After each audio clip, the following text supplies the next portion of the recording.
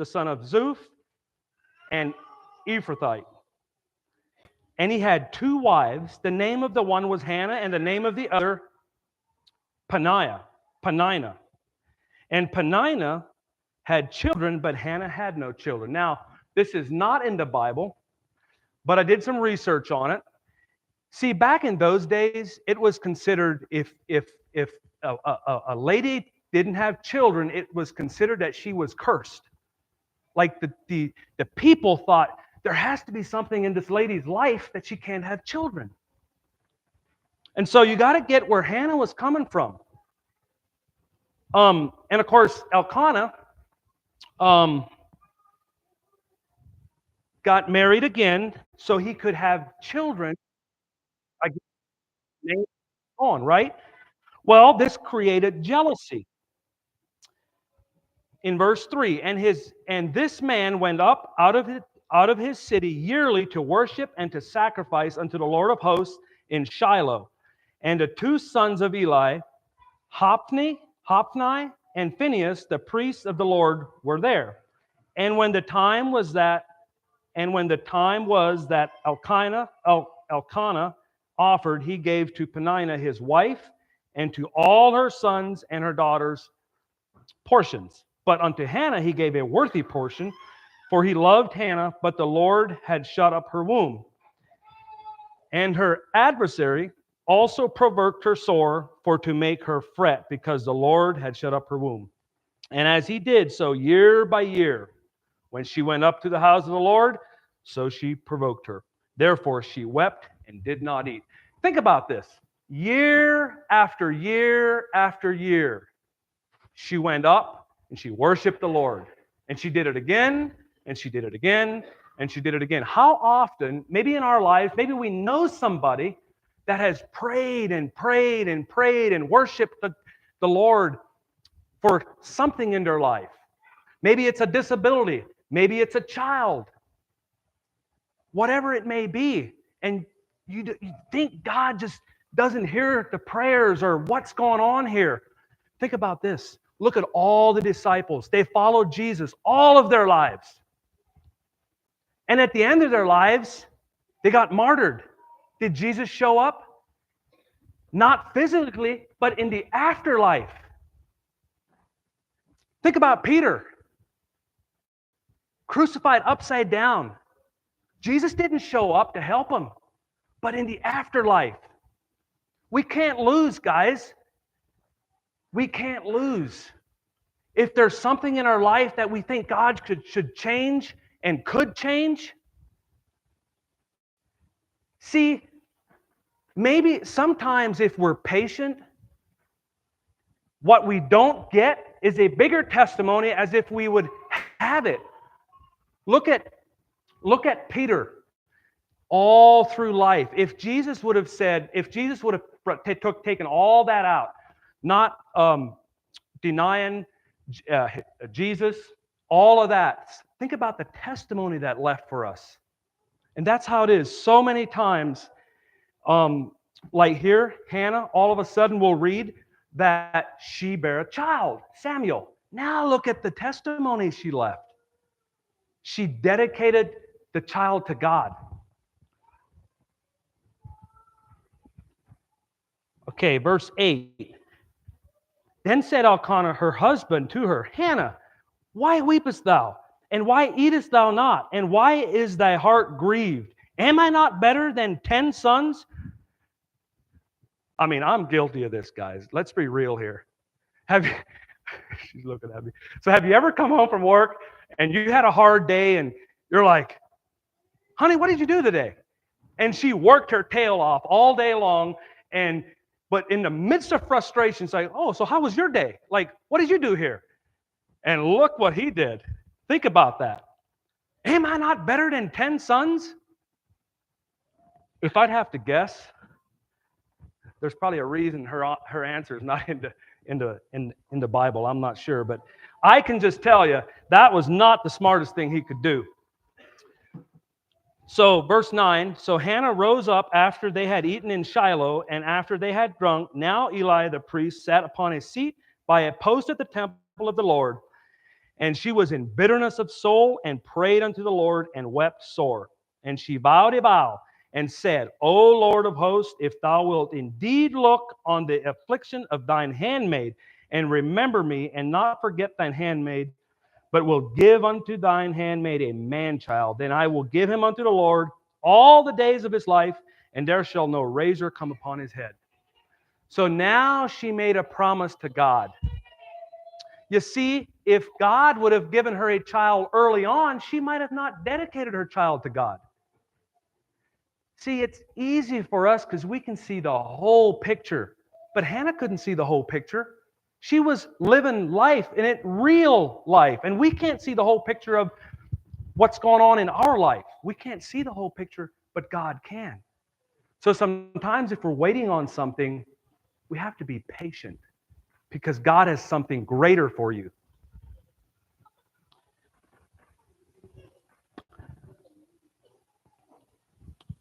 What verse?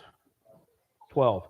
And it came to pass, as she continued praying before the Lord, that Eli marked her mouth. Now Hannah, she spoke in her heart. Only her lips moved, but her voice was not heard. Therefore Eli thought she had been drunken.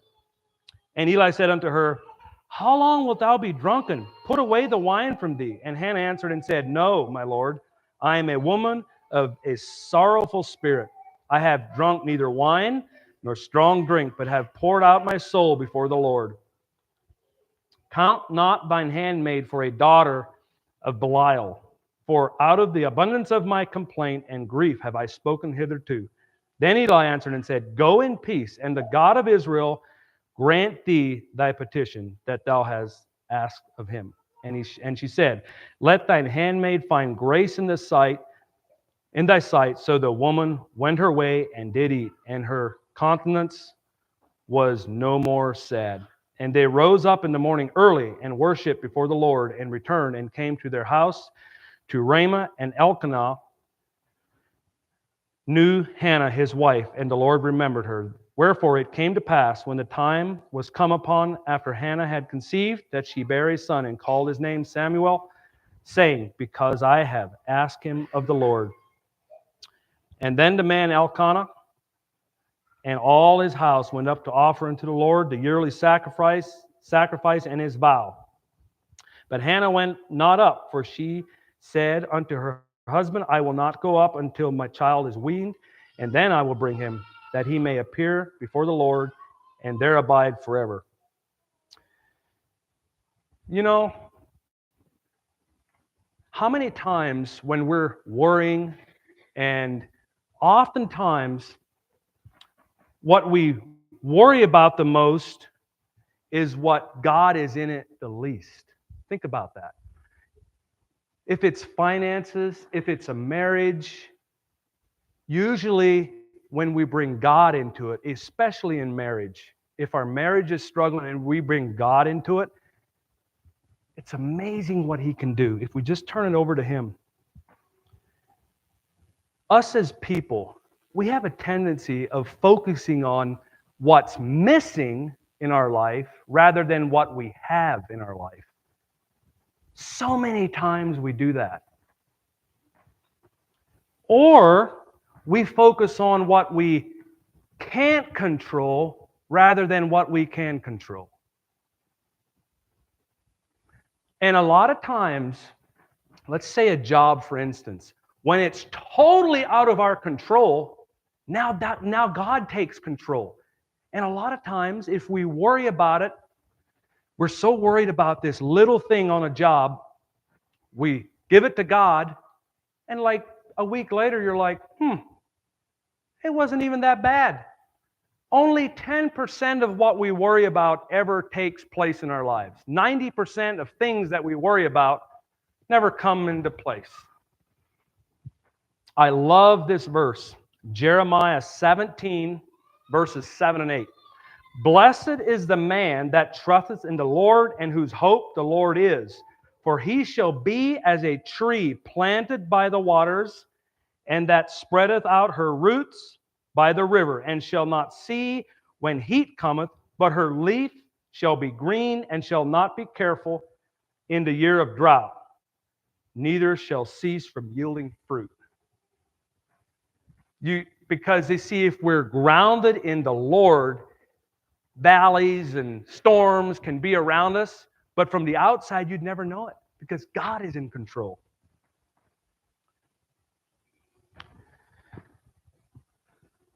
You know, I want to share a story with you guys, what I think just spells out so much trust. And a couple years ago, I shared the story.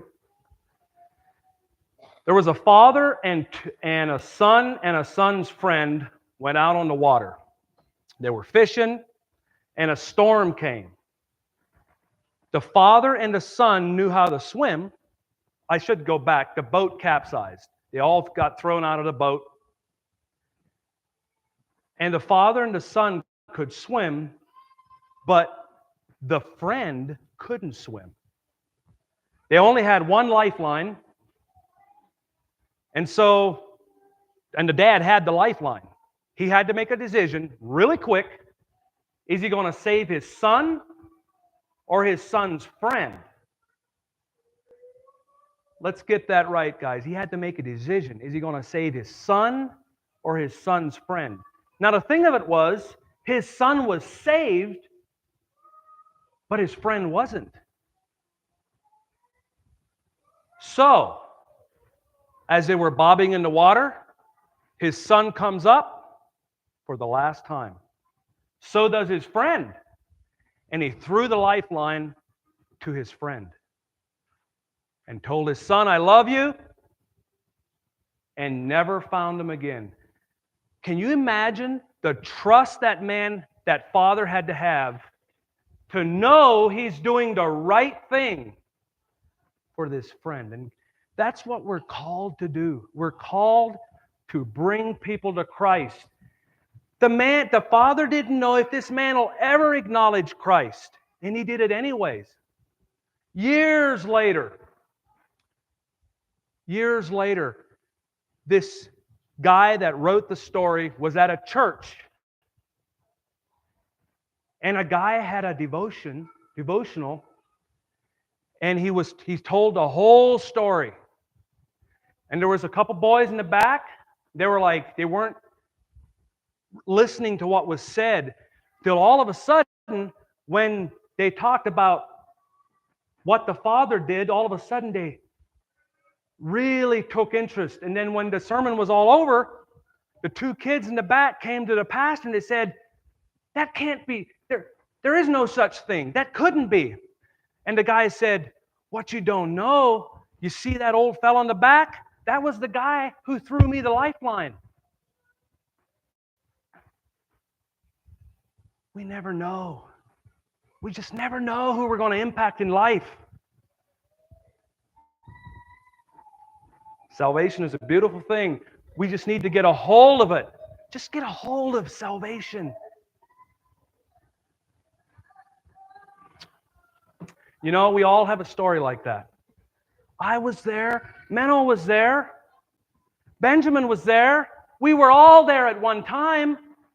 But somebody believed in us enough to bring us to Christ. And so that's my encouragement this week.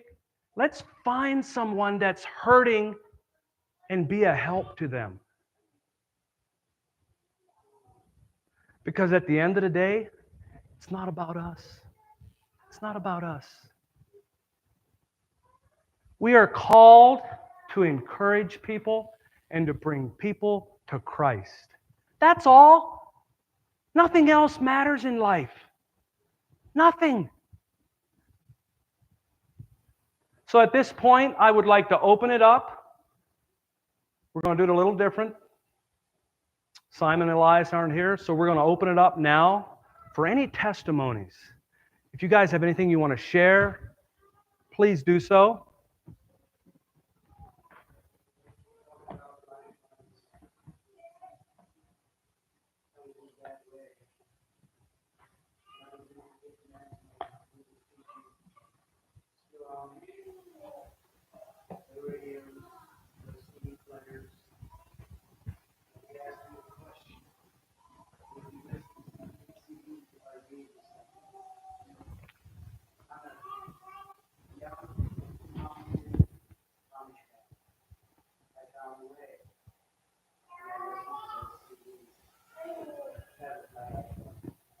Amen.